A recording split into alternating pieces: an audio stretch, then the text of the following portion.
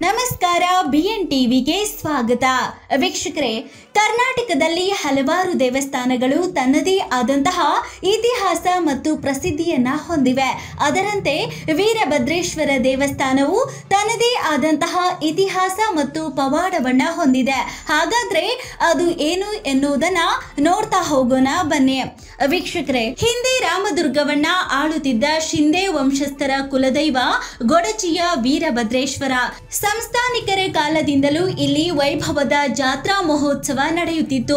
ಉತ್ತರ ಕರ್ನಾಟಕದ ಧರ್ಮಸ್ಥಳವೆಂದೇ ಖ್ಯಾತಿ ಪಡೆದ ಬೆಳಗಾವಿ ಜಿಲ್ಲೆಯ ರಾಮದುರ್ಗ ತಾಲೂಕಿನ ಗೊಡಚಿ ವೀರಭದ್ರೇಶ್ವರ ದೇವಸ್ಥಾನವು ನಾಡಿನ ತುಂಬೆಲ್ಲ ಭಕ್ತ ಸಮೂಹವನ್ನ ಹೊಂದಿದೆ. ದಕ್ಷ ಬ್ರಹ್ಮನ ಸಂಹಾರ ಮಾಡಲೆಂದು ಪರಶಿವನ ಅನುಗ್ರಹದಿಂದ ಅವತರಿಸಿದ ವೀರಭದ್ರೇಶ್ವರ ದಕ್ಷ ಬ್ರಹ್ಮ ಸಂಹಾರಕ್ಕಾಗಿ ರೌದ್ರಾವತಾರ ತಾಳಿ ಹೋರಾಡಿದ ವೀರ ಎಂಬುದನ್ನ ಇತಿಹಾಸ ತಿಳಿಸುತ್ತದೆ. ದೇವಾಲಯದಲ್ಲಿ ವಿಜಯನಗರ ಹಾಗೂ ಚಾಲುಕ್ಯರ ವಾಸ್ತುಶಿಲ್ಪ ಮಾದರಿಯನ್ನ ಕಾಣಬಹುದು.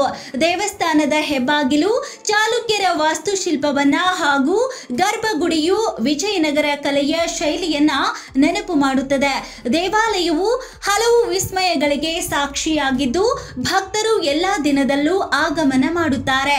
ಅದರಲ್ಲೂ ಅಮಾವಾಸ್ಯೆ ಮತ್ತು ಹುಣ್ಣಿಮೆಯ ದಿನಗಳಂದು ಹಲವಾರು ಭಕ್ತರು ಈ ದೇವಸ್ಥಾನಕ್ಕೆ ಆಗಮನ ಮಾಡುತ್ತಾರೆ. ಭಕ್ತರು ಒಂದು ದಿನದಲ್ಲಿ ಹಿಂತಿರುಗುವುದಿಲ್ಲ. 5 ದಿನಗಳ ಕಾಲ ಗೊಡಚಿಯಲ್ಲಿಯೇ ಬಿಡಾರವನ್ನ ಹೂಡ್ತಾರೆ. ಹೀಗಾಗಿ ಗಾಡಿ, ಟ್ರ್ಯಾಕ್ಟರ್ ಸಾಲು ಸಾಲು ನೋಡುವುದೇ ಒಂದು ಹಬ್ಬವಾಗಿರುತ್ತದೆ. ವರ್ಷಕ್ಕೊಮ್ಮೆ ಜರುಗುವ ಈ ಜಾತ್ರೆಯಲ್ಲಿ ಬಳುವಳಿಕಾಯಿ ಹಾಗೂ ಬಾರೆಹಣ್ಣಿನ ಮಾರಾಟ ಜೋರಾಗಿಯೇ ನಡೆಯುತ್ತದೆ. ಆದ್ದರಿಂದ ಈ ಜಾತ್ರೆಯನ್ನ ಬಳುವಳಿಕಾಯಿ ಜಾತ್ರೆ ಎಂದು ಕರೆಯಲಾಗುತ್ತದೆ.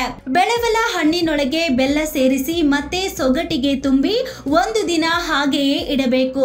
ಒಂದು ದಿನ ಪೂರ್ತಿ ಕಳೆದ ನಂತರ ಸೇವಿಸಿದರೆ ಉತ್ತರ ಕರ್ನಾಟಕದ ಹುಗ್ಗಿಯ ರುಚಿ ದೊರೆಯುತ್ತದೆ.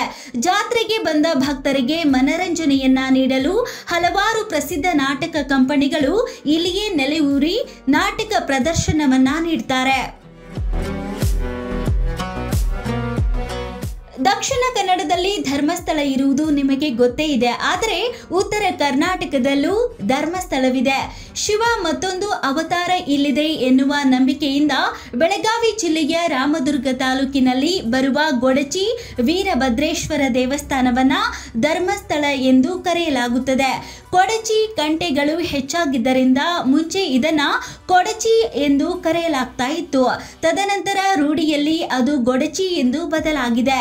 ಬೆಳಗಾವಿ ಜಿಲ್ಲಾ ಕೇಂದ್ರದಿಂದ 78 ಕಿಲೋಮೀಟರ್, ರಾಮದುರ್ಗ ತಾಲೂಕು ಕೇಂದ್ರದಿಂದ 14 ಕಿಲೋಮೀಟರ್, ಬೆಂಗಳೂರಿನಿಂದ 520 ಕಿಲೋಮೀಟರ್ ದೂರದಲ್ಲಿ ಈ ಕ್ಷೇತ್ರವಿದೆ. ಹಾಗಾದರೆ ಈ ದೇವಾಲಯದ ಪೌರಾಣಿಕ ಹಿನ್ನೆಲೆಯನ್ನ ನೋಡುವುದಾದರೆ, ಬ್ರಹ್ಮನ ಪುತ್ರನಾದ ದಕ್ಷ ಬ್ರಹ್ಮನ ಕಾಲವದು.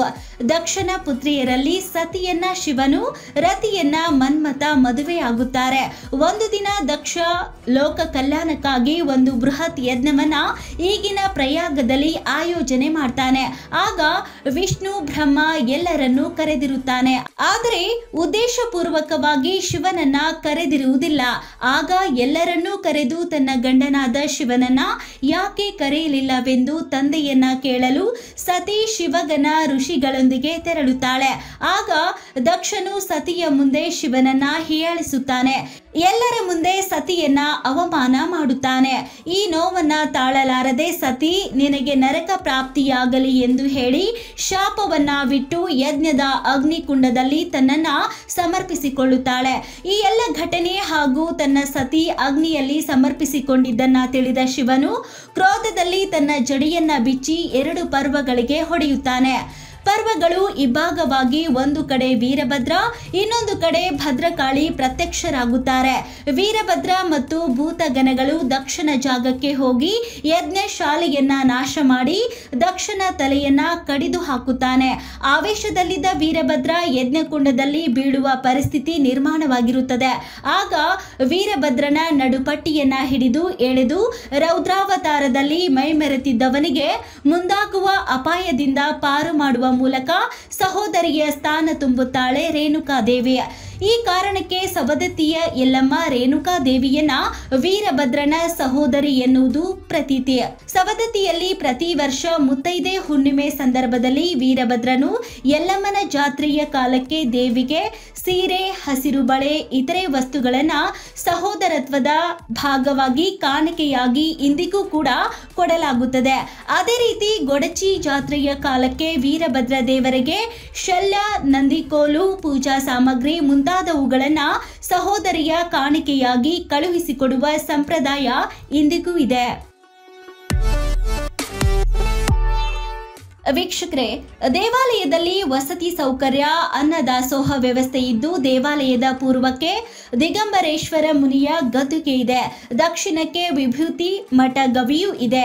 ಈಶಾನ್ಯ ದಿಕ್ಕಿಗೆ 12ನೇ ಶತಮಾನದಲ್ಲಿ ಕಲ್ಯಾಣ ಚಾಲುಕ್ಯರಿಗೂ ಮತ್ತು ಶಿವಶರಣರಿಗೂ ನಡೆದ ಸ್ಥಳವಾದ ರಣಬಾಜಿ ಇದೆ. ಪ್ರತಿ ವರ್ಷ ಹೊಸ್ತಿಲ ಹುಣ್ಣಿಮೆಯೆಂದು ಇಲ್ಲಿ ರಥೋತ್ಸವ 5 ದಿನ ಜಾತ್ರೆ ಇರುತ್ತದೆ. ಈ ಕ್ಷೇತ್ರದಲ್ಲಿ ಪ್ರತಿನಿತ್ಯ ಗುಗ್ಗಳೋತ್ಸವ, ವಿವಾಹ, ಜೌಳ ಕಾರ್ಯಗಳು ನಡೆಯುತ್ತವೆ. ಗೊಡಚಿ ಪ್ರತಿ ವರ್ಷ ನವೆಂಬರ್, ಡಿಸೆಂಬರ್ ತಿಂಗಳುಗಳಲ್ಲಿ ನಡೆಯುವ ಗೊಡಚ್ ಜಾತ್ರೆ ಅಥವಾ ಜಾತ್ರೆಗೆ ಹೆಸರುವಾಸಿಯಾದ ಒಂದು ಸಣ್ಣ ಹಳ್ಳಿ. ಗೊಡಚಿ ಜಾತ್ರೆಯು ಇಲ್ಲಿನ ಮುಖ್ಯ ದೇವಾಲಯದ ಪ್ರಧಾನ ದೇವತೆಯಾದ ಶ್ರೀ ವೀರಭದ್ರನ ಗೌರವಾರ್ಥವಾಗಿ ನಡೆಯುತ್ತದೆ. ದಕ್ಷಿಣ ಯಜ್ಞವನ್ನ ನಾಶ ಮಾಡಲು ಶಿವನು ವೀರಭದ್ರನನ್ನ ಸೃಷ್ಟಿ ಮಾಡ್ತಾನೆ. ವೀರಭದ್ರ ದೇವಾಲಯವು ಚಾಲುಕ್ಯ ಮತ್ತು ವಿಜಯನಗರ ವಾಸ್ತುಶಿಲ್ಪದ ಸಂಯೋಜಿತ ಶೈಲಿಯಲ್ಲಿದೆ. ದ್ವಾರವನ್ನ ಚಾಲುಕ್ಯರ ಶೈಲಿಯಲ್ಲಿ ನಿರ್ಮಿಸಲಾಗಿದೆ. ಗರ್ಭಗೃಹ ಅಥವಾ ಗರ್ಭಗುಡಿಯು ವಿಜಯನಗರ ಶೈಲಿಯ ದೇವಾಲಯದ ಕಟ್ಟಡವನ್ನ ಪ್ರತಿಬಿಂಬಿಸುತ್ತದೆ. ಗೊಡಚಿ ಜಾತ್ರೆ ಅಥವಾ ಜಾತ್ರೆಯು ಹಿಂದೂ ಕ್ಯಾಲೆಂಡರ್ನಲ್ಲಿ ಕಾರ್ತಿಕ ಮಾಸದಲ್ಲಿ ನವೆಂಬರ್ ಅಥವಾ ಡಿಸೆಂಬರ್ನಲ್ಲಿ ನಡೆಯುತ್ತದೆ. ಸಾಂಪ್ರದಾಯಿಕವಾಗಿ ಭಾರತದಲ್ಲಿ ದೇವಾಲಯದ ಉತ್ಸವಗಳು ಮತ್ತು ಜಾತ್ರೆಗಳು ಕೇವಲ ಧಾರ್ಮಿಕ ಆಚರಣೆಗಳು ಮಾತ್ರವಲ್ಲ, ಅವು ಸಾಮಾಜಿಕ ಮತ್ತು ವಾಣಿಜ್ಯ ಕೂಟಗಳಾಗಿಯೂ ಕಾರ್ಯನಿರ್ವಹಿಸುತ್ತವೆ ಮತ್ತು ಗೊಡಚಿ ಜಾತ್ರೆಯು ಅಂತಹ ಒಂದು ಸಂದರ್ಭವಾಗಿದೆ. ಹತ್ತಿರದ ಹಳ್ಳಿಗಳ ವ್ಯಾಪಾರಿಗಳು ಮತ್ತು ಕುಶಲಕರ್ಮಿಗಳು ತಮ್ಮ ವಸ್ತುಗಳನ್ನು ಪ್ರದರ್ಶಿಸಲು ಮತ್ತು ಮಾರಾಟ ಮಾಡಲು ಇಲ್ಲಿ ಸೇರಿರುತ್ತಾರೆ. ಸಿಂಧೂರ, ಹೂವುಗಳು, ಮರಗೆಲಸಗಳು, ಕಲ್ಲಿನ ಕೆತ್ತನೆಗಳು, ಕರಕುಶಲ ವಸ್ತುಗಳು, ಬಟ್ಟೆಗಳು, ಕೃಷಿ ಉತ್ಪನ್ನಗಳು, ಜಾನುವಾರುಗಳಂತಹ ಧಾರ್ಮಿಕ ವಸ್ತುಗಳು ಎಲ್ಲವನ್ನು ದೇವಾಲಯದ ಜಾತ್ರೆಗಳಲ್ಲಿ ಮಾರಾಟ ಮಾಡಲಾಗುತ್ತದೆ.